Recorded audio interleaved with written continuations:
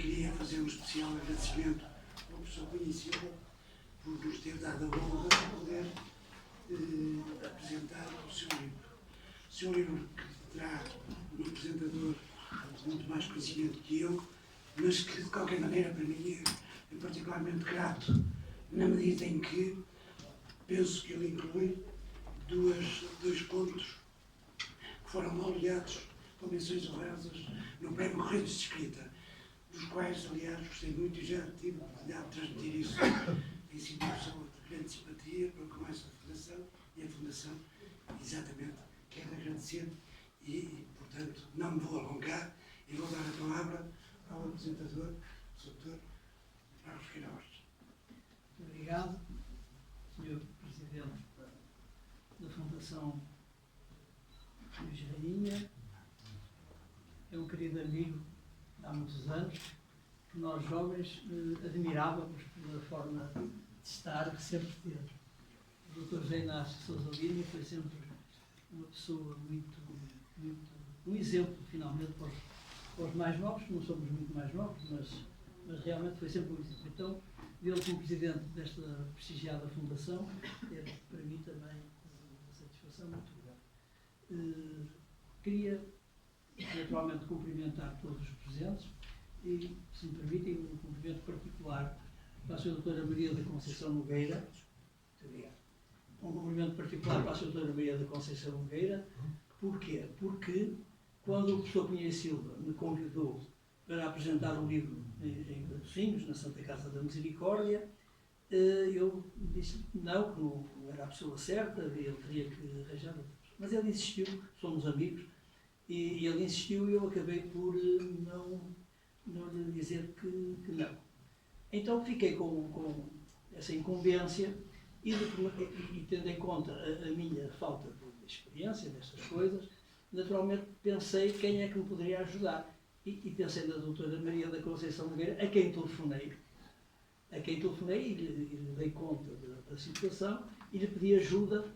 E então ela, telefonicamente, muito simpática, começou por me dar algumas orientações, sendo que a mais importante era não demorar mais que 10, 15 minutos, máximo 20. Então, esse foi o conselho que a senhora me deu por telefone e que, naturalmente, eu lhe agradeço. Então, os meus cumprimentos e os meus agradecimentos. O mérito da apresentação. Bom, sobre o mérito, isso aí é que vamos ver o que é que a senhora depois vai achar. Mas então, se me permitem, enfim, estamos reunidos, poveiros e matosinhenses, que vieram de Matosinhos, pessoas que nós também conhecemos de lá. Então, poveiros, na esteira de uma tradição que vem sendo cimentada hoje nesta prestigiada Fundação Luís Rainha, para apresentar o livro A Cantos Poveiros, obra do nosso estimado amigo professor António Cunha Silva. Este novo livro já foi apresentado publicamente em Matosinhos, no Salão Nobre da Santa Casa da Misericórdia, no passado dia 17 de janeiro. O professor Cunha Silva é um ilustre matosinhense, é um intelectual multifacetado, muito ativo e de rara sensibilidade artística, que muito honra e prestigia a bela cidade de Matosinhos. Músico, poeta, escritor, pintor, é um homem da cultura, das artes e da comunicação. Embora seja uma figura conhecida e reconhecida também na nossa comunidade, não resisto a recordar aqui o seu notável percurso. É diplomado pelo Conservatório de Música do Porto, foi membro da Orquestra Sinfónica do Porto e do Quarteto de Cordas do Porto. Muito jovem, participou no concurso Vila Lobos para Quarteto de Cordas do Teatro Cília Meireles, no Rio de Janeiro. Foi professor de violino, foi presidente do Conselho Diretivo do Conservatório de Música do Porto, foi diretor da Academia de Música de Matosinhos, foi diretor do Conservatório da Maia e foi ainda diretor do Conservatório de Música da Covilhã. No âmbito musical, recebeu 2 prémios escolares, um da Fundação Calouste Gulbenkian e o segundo prémio da Juventude Musical Portuguesa. Foi bolseiro da Fundação Calouste Gulbenkian e do governo francês, Bruxelas e Nice.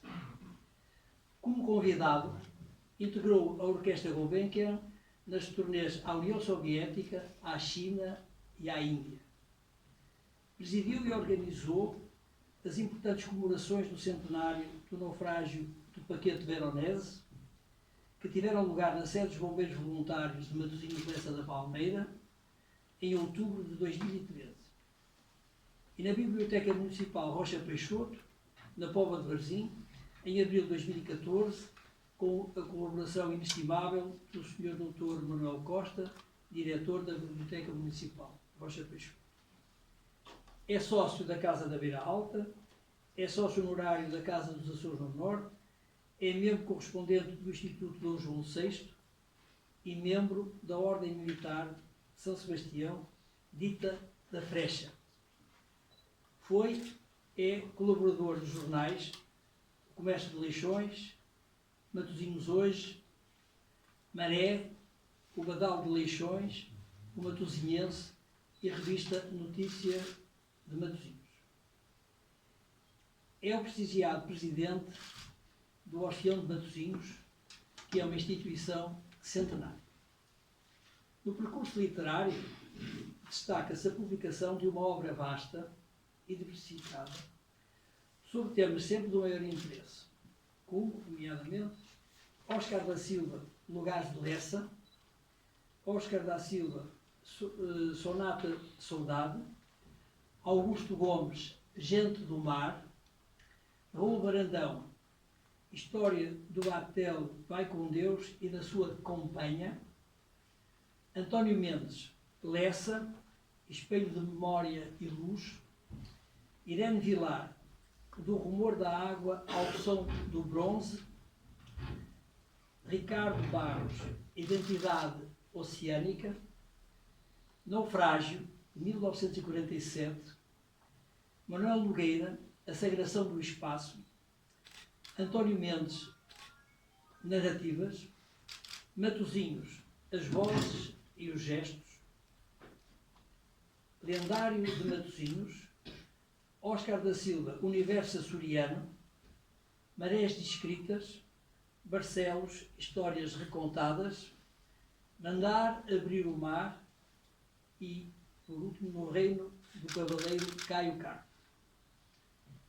No Boletim Cultural, edição da Câmara Municipal da Póvoa de Varzim, volume 46, de 2013-2014, sob a direção da nossa ilustre conterrânea Maria da Conceição Nogueira, publicou, a páginas 49 a 57, o artigo do professor Cunha Silva intitulado Centenário do Naufrágio do Veronese, 2 cenários. É reputado historiador e investigador do culto a São Sebastião.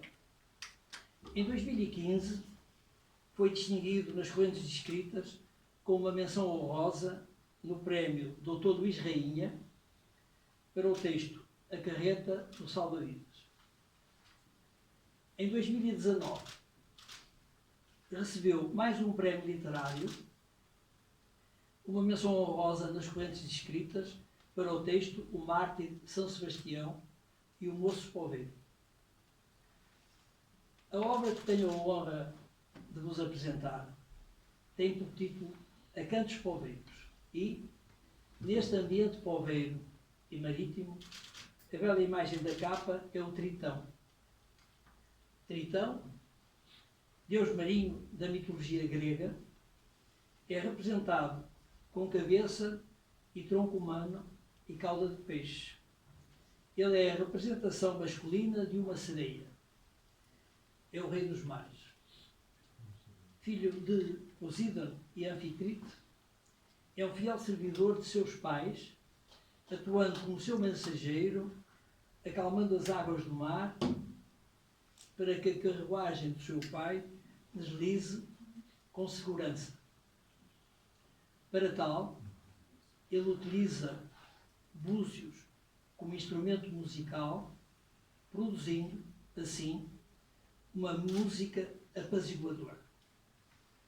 O livro A Cantos Poveiros é uma coletânea de 5 histórias, cada uma com um tema próprio, sendo que a última história dá o título à obra.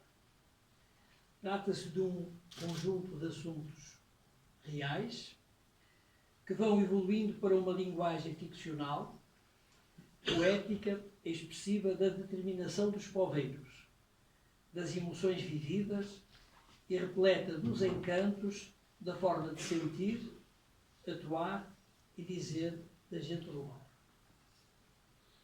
São 5 histórias, com prefácio do escritor poveiro José de Azevedo, que foi presidente da Câmara Municipal da Póvoa de Varzim e que todos conhecem, sendo uma pessoa prestigiosa. A carreta do salva-vidas, numa feliz aliança entre humor e poesia, conta os atos heróicos do poveiro Manuel António Ferreira, o patrão Lagoa, a quando do naufrágio do navio Veronese, ao largo da Boa Nova, em Lessa da Palmeira. Nas palavras de José de Azevedo, no prefácio, lemos: chegado o salva-vidas ao local do naufrágio, patrão Lagoa, indiferente ao perigo e intimidação das autoridades marítimas, cumpriu a missão que tanto ansiava.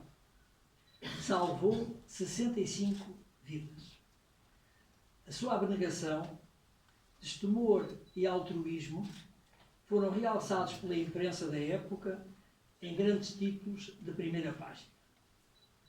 A Casa dos Poveiros relata a imigração de 2 casais poveiros que fogem à miséria no princípio do século XX e que imigram para o Brasil.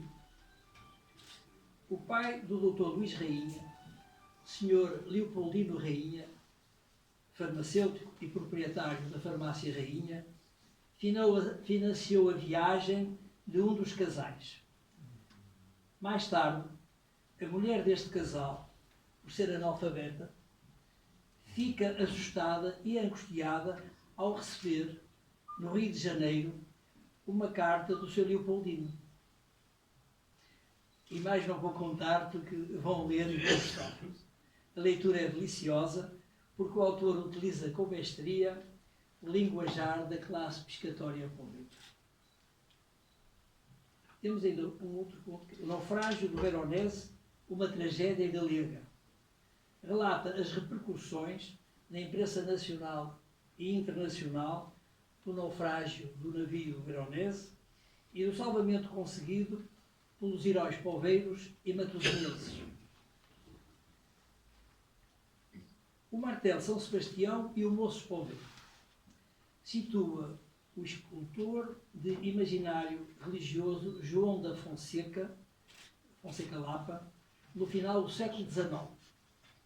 Numa história onde se cruzam a religiosidade popular, as regras das confrarias e as preocupações da produção artística.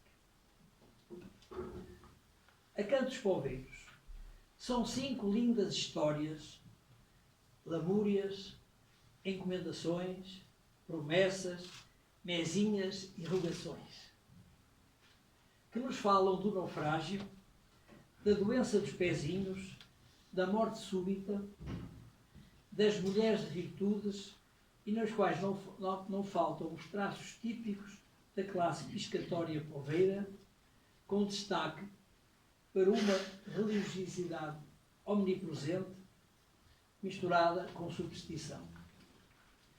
O autor revela um profundo conhecimento da forma de estar e de se expressar das personagens na adversidade e transmite ao leitor, numa escrita divertida, as particularidades da língua vernácula desta comunidade. Esta coletânea foi escrita entre 2013 e 2019, exclusivamente para o universo literário poveiro, mas toca também o coração e a alma dos matosinhenses, pois são duas terras irmãs, de mar e de vento. O fio condutor entre estas 5 histórias é a vida de um povo forte, de pessoas interligadas pelas suas tradições, pela sua determinação, pela sua coragem frente a um mar sempre violento, mas também sempre muito amado. O tema Acantos Poveiros, tal como o acanto, pedra triangular de canto com que os mestres pedreiros medievais rematavam os edifícios, termina esta série Poveiros. As imagens de apoio são feitas pelo autor, bem como a seleção das fotografias. Aproveito o ensejo para felicitar também o editor Jorge Castelo Branco, da editora Seda Publicações, pela beleza e qualidade da publicação. Antes de terminar, queria naturalmente agradecer ao professor Cunha Silva esta obra maravilhosa, que vai encantar os poveiros, e agradeço naturalmente a presença de todos os amigos que aqui estão, e permitindo-me salientar um deles, que é como se fosse meu irmão, que é o Meira Fernandes, que eu tenho um bom abraço. E ainda o vosso convite que o professor Cunha Silva me distinguiu para apresentar Acantos Poveiros, na minha terra, desta fundação do Sr. Dr. Luís Rainha, instituída por esse ilustre poveiro que todos nós conhecemos e que eu tive também grato prazer, quando jovem, de ter tido, enfim, os meus primeiros contatos com ele, quando fazia os recados da minha mãe para ir à farmácia comprar medicamentos. Então, agradeço muito a vossa presença e satisfação de reencontrar aqui o meu estimado e querido amigo, Dr. Inácio Sousa Lima, presidente desta fundação, à qual ele conseguiu, com muito esforço, dinamizar e enfim, que é também um prestígio para a nossa terra. Muito obrigado.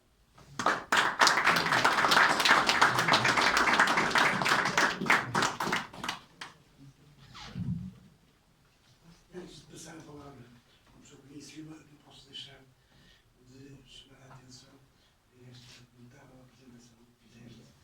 Eu já conhecia o professor Cunha Silva, mas de facto fizeste aqui o retrato que me agradou, pois revelou muitos aspectos que não conhecia.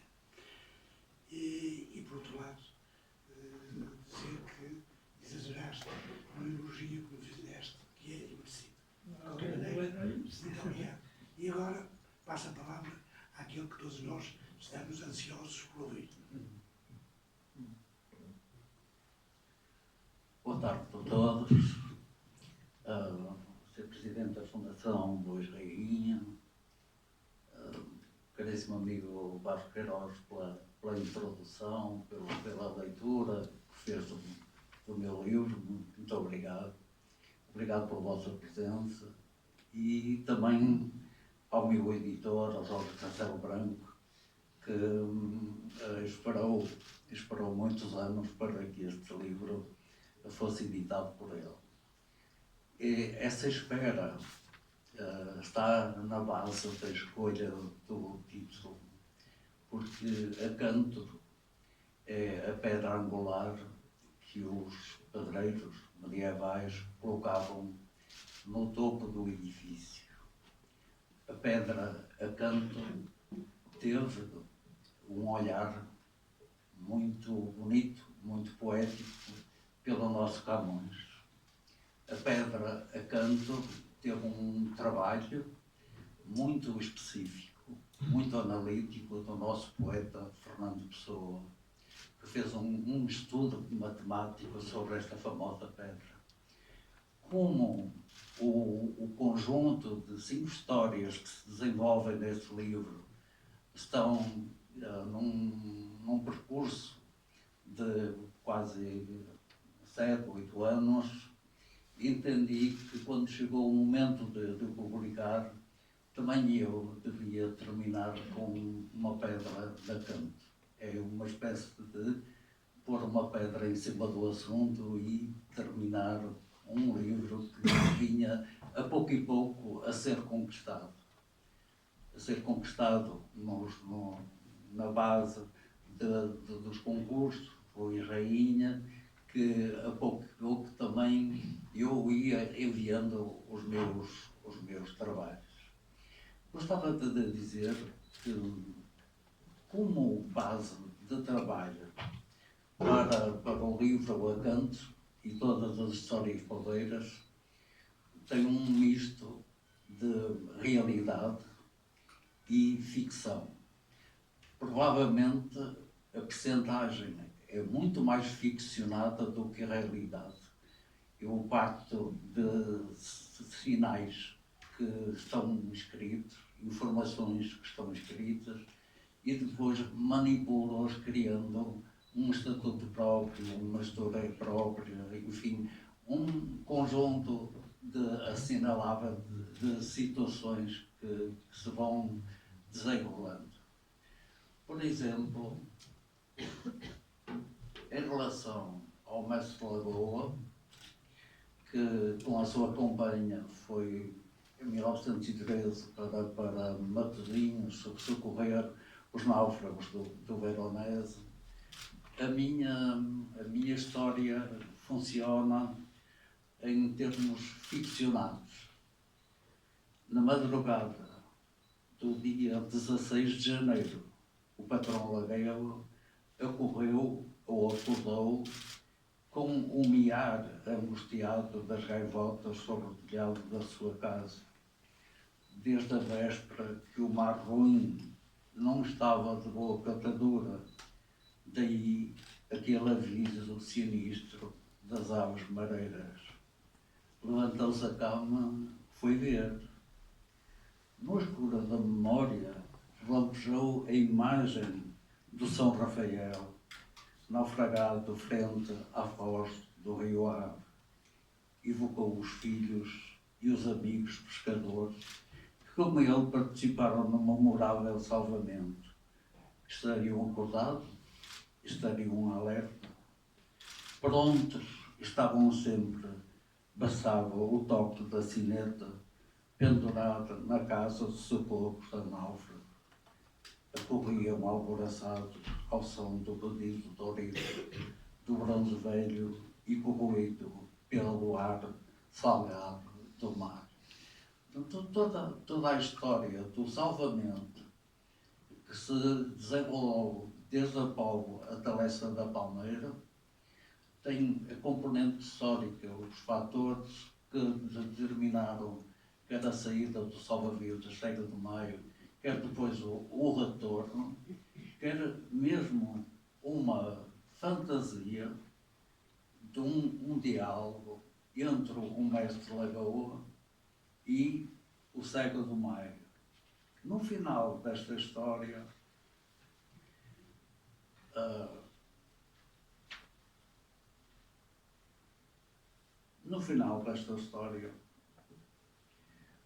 o patrão Lagoa ficou desanimado com a situação que se desenvolveu em razão do naufrágio, porque o comandante do navio foi a Matosinhos, mas não veio à Póvoa para o cumprimentar. Então aparece uma expressão, sabendo disso, aparece a expressão que é assim: à Póvoa não veio ele, só tinha que se meter no comboio, no ramal de Leixões. É assim a vida, vá com Deus. Cumprindo o preceito, Lagoa não passava diante do Boranço de Cega do Maio sem o dar os bons dias. Bons dias venho a dar. Na magia da escutação, ouvi-o perguntar: ora, ó Lagoa, que raio de carripaina é aquela? É o prémio do Veronese, uma carreta para arrolar o salva-vidas, a famosa carreta que foi oferecida com o apoio e o empenhamento do comércio de Porto. vá lá, está em desconsorte, respondeu o cego do mãe. O Lagoa apertou o lagaço do nagalho da camisa aos quadrados, voltou-se a caminhos da praia e a sorrir e a dizendo, com sorte, ó Maia, também já me lembrou. Portanto, todo o meu trabalho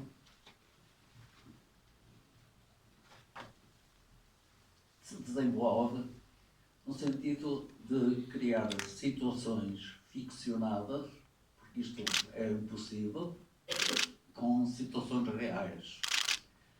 O segundo conto que eu incluo neste livro, A Casa dos Poveiros, foi ocasional. Também concorri com este trabalho ao Prémio Luís Rainha. E hoje digo com toda a sinceridade, ainda bem que não fui aceito pelo prémio, porque com o desenrolar dos anos reparei que efetivamente precisava dar uma volta. Mas o que é que aconteceu, basicamente? Aconteceu que eu estava na leitura deste livro que tinha comprado numa feira de livros, na outra banda de Portugal. Estão a primeira edição, datada de 1911, e no contexto deste livro, do poeta Alberto Oliveira, o amigo do António Nobre, aparece-me uma conferência realizada na Associação Marítima dos Poveiros, no Rio de Janeiro, em 15 de agosto de 1915. Quer dizer, eu achei interessante ter apanhado esta história, a abertura e a inauguração da Casa dos Poveiros no Rio de Janeiro, e a reboque desta data e deste contexto, então resolvi aliar esta conferência, esta comunicação, com o nascimento do Dr. Luís Rainha, que também foi em 1915. Bateu certo com o centenário. Tudo como está expresso nesta história é fantasia, é ficção. Os dois casais poveiros que viajaram, que emigraram para o Brasil, são duas ficções. Uma delas, a mais pobre, o casal mais pobre, que pediu dinheiro ao Sr. Leopoldino da Rainha, não é nem mais nem menos do que uma ficção. O casal não veio pedir dinheiro. Toda a história se desenvolve assim, porque eu tive a sorte de comprar um livro num antiquário que relatava uma conferência feita no Rio de Janeiro em 1915. E, pegando nesta história, eu construí uma outra.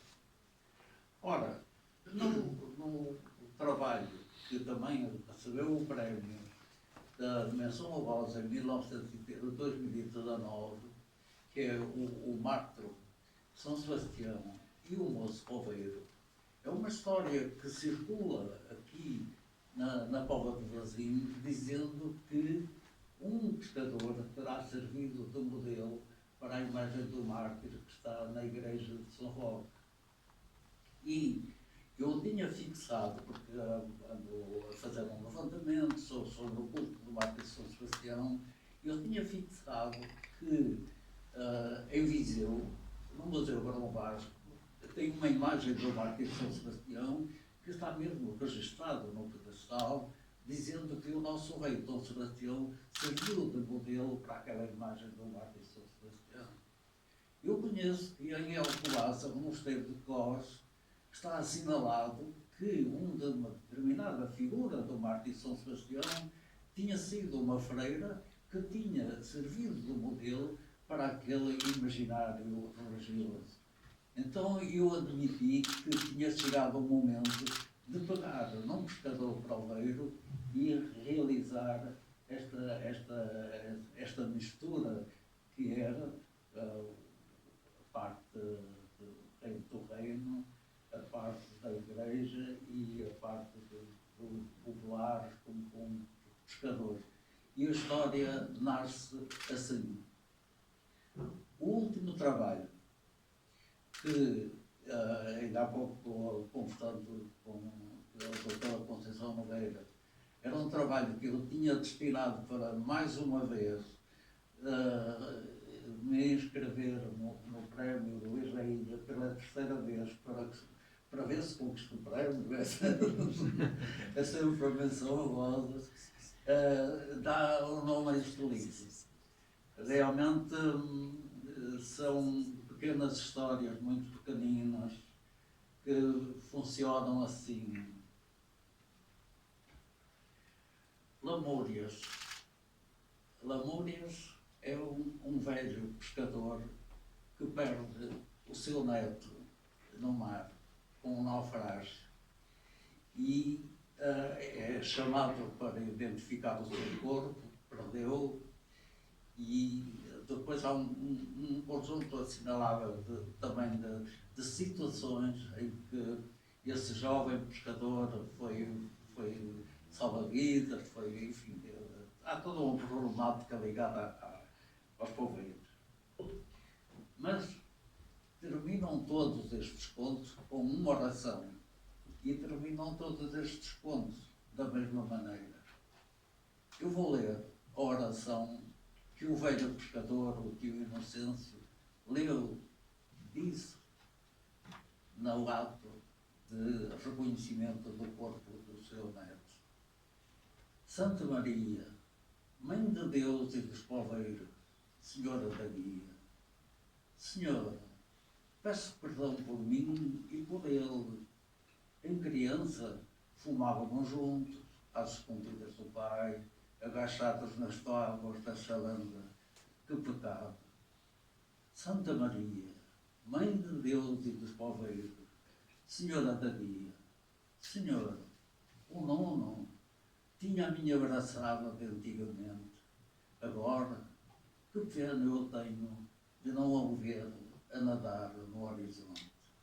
Santa Maria, Mãe de Deus e dos poveiros, Senhora da Guia, Senhora, levaste-o, peço-vos, tratai-o bem, em nome do Pai, do Filho e do Espírito Santo. Amém.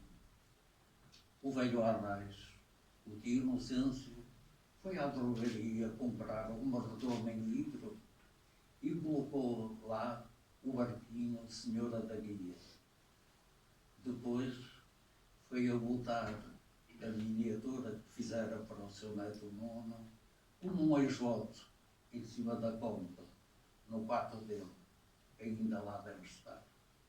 E todos os contos relacionados com os acantos poveiros terminam da mesma maneira.